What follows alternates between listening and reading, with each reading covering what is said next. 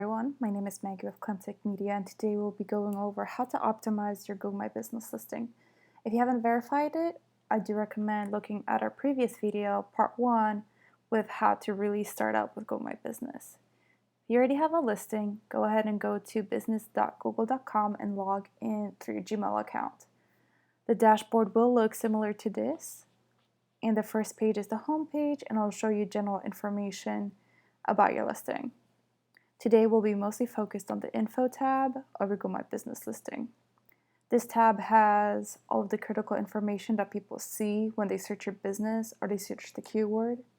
So we will start at the top.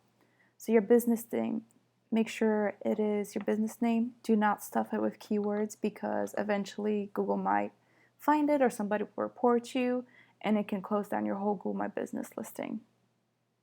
Second, go ahead and check out the categories and make sure that they're correct.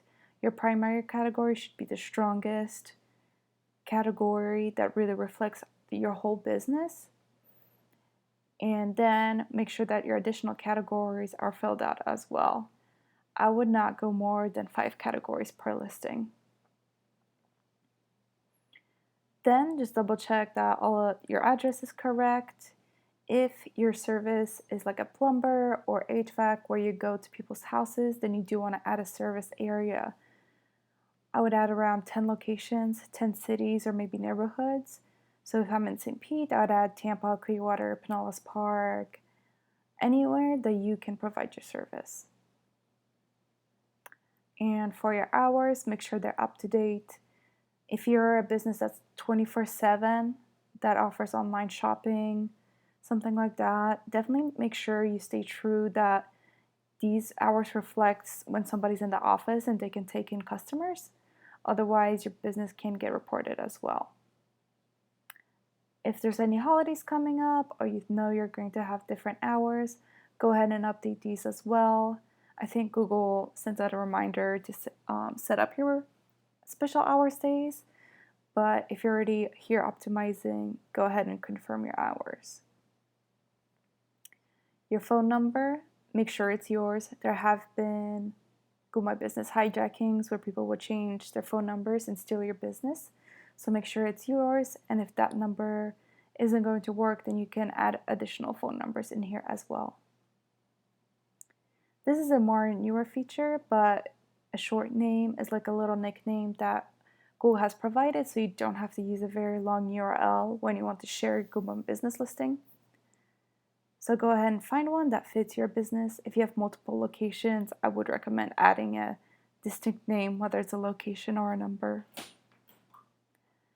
Next, make sure that your website is up to date and it's correct, and as well as your appointment link. Services is also more new, and you definitely want to make sure that you're filling it out. When you click on it, it will take you to the Services tab. So let's check it out real quick. You can add a primary category, and anything underneath that would fit under it, you should be able to add it as well. If you want to go back to your Information tab, go ahead on the left side menu. Okay, if you have any highlights or service options, go ahead and add them. And here's a really important part, is your business description. Absolutely make sure that you fill it out and make sure you don't keyword stuff it as well. It should be straight to the point with exactly what you do and where, and maybe add a little interesting hook at the end. If your location is new and you're going to have an opening date, go ahead and add that. And anytime you're looking at your Google My Business, I'd highly recommend adding a few more photos.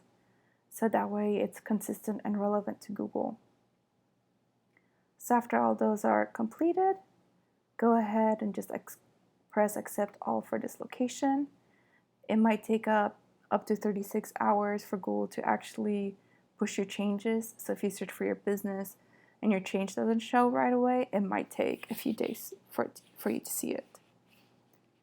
And after you optimize it, what should you do then?